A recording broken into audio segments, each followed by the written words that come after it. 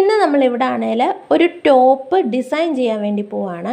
അപ്പോൾ ഓണം സെലിബ്രേഷൻ ഇടാൻ വേണ്ടി ഒരു പാവാടയും ക്രോപ്പ് ടോപ്പും നമുക്കിവിടെ തയ്ക്കാൻ കിട്ടിയിട്ടുണ്ടായിരുന്നു. അപ്പോൾ ഈ ടോപ്പിൻ്റെ തുണി എന്ന് പറയുന്നത് പ്ലെയിൻ തുണിയാണ്, ഒരു വർക്കോ ഒന്നുമില്ലാത്ത. അപ്പോൾ ഈ ഒരു ടോപ്പിൻ്റെ നെക്കേലും സ്ലീവേലും ബീഡ് വർക്കാണ് നമ്മൾ ചെയ്ത് കൊടുക്കുന്നത്. അപ്പോൾ അതെങ്ങനെയാണെന്ന് നമുക്ക് കാണാം.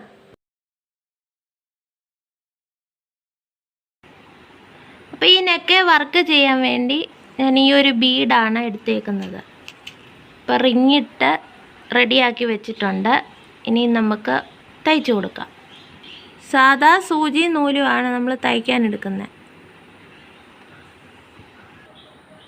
അപ്പോൾ നമുക്കിനി ഇത് ചെയ്ത് തുടങ്ങാം. അപ്പോൾ ഈ ഒരു സൈഡിൽ ഒരു ചെറിയ മാർക്ക് ഇട്ടിട്ടുണ്ട്. ഇതിൻ്റെ അകത്താണ് നമ്മൾ വർക്ക് ചെയ്യേണ്ടത്.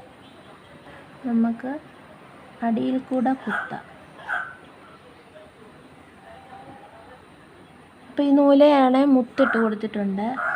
ഇത് നമുക്ക് ഇതിൻ്റെ താഴെ കൂടെ തിരിച്ചിറക്കിയിട്ട് തയ്ച്ചു കൊടുക്കുക. ഈ മുത്തിന് ഒരു ആൻറ്റിക് കളർ ബീഡാണ് ഞാൻ എടുത്തേക്കുന്നത്, ഗോൾഡ് അല്ല. അപ്പോൾ ഈ ഒരു ഡ്രസ്സിൽ ഈ കളർ ബീഡ് വരുമ്പം നല്ല ഭംഗിയായിരിക്കും.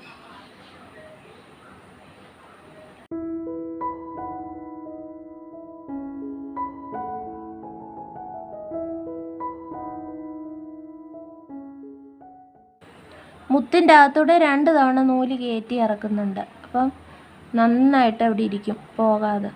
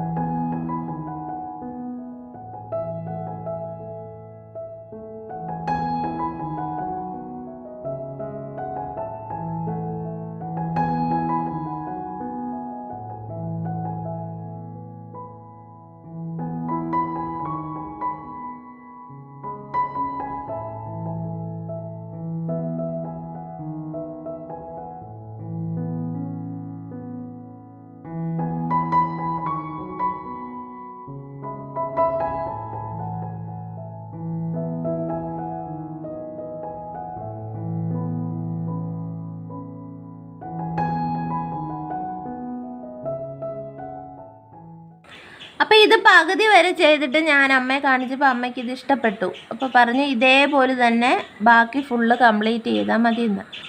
ഇതുപോലെ തന്നെ നമ്മൾ സ്ലീവിനും കൊടുക്കുന്നുണ്ടേ വർക്ക്. അപ്പോൾ സിമ്പിളായിട്ട് ചെയ്യാൻ പറ്റുന്ന ഒരു ബീഡ് വർക്കാണ് ഇത്. നെക്കിനും സ്ലീവിനും ഒക്കെ അടിപൊളിയായിട്ട് നമുക്ക് ചെയ്തെടുക്കാൻ പറ്റും.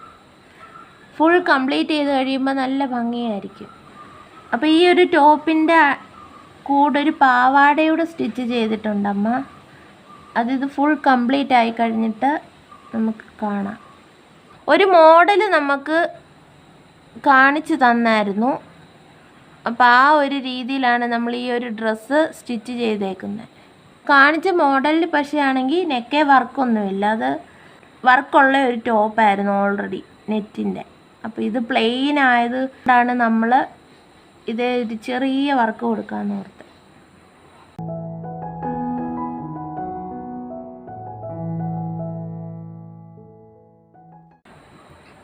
അപ്പോൾ ഇതേപോലെ തന്നെ ഫുൾ കംപ്ലീറ്റ് ചെയ്ത് കഴിഞ്ഞ് നമുക്ക് കാണാം.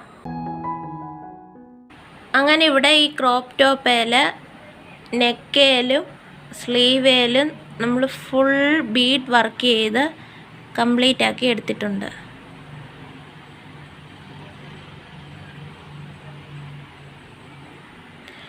നെക്കേലാണ് 3 ലെയറായിട്ടാണ് ബീഡ് കൊടുത്തത്. അതുകൊണ്ട് നമ്മൾ സ്ലീവിലും അതേപോലെ തന്നെയാണ് ചെയ്തേക്കുന്നത്.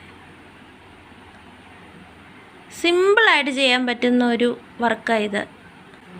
ഈ ഒരു ക്രോപ്പ് ടോപ്പിൻ്റെ ബാക്ക് സൈഡിലാണെങ്കിൽ ഒരു ബോയൊക്കെ കൊടുത്തിട്ടുണ്ടേ, കണ്ടോ? ബാക്ക് ഓപ്പൺ ആണ് വരുന്നത്. അതിൻ്റെ ഏറ്റവും താഴ്ഭാഗത്തായിട്ട് ഒരു ബോയും കൊടുത്തിട്ടുണ്ട് ഇതേപോലെ.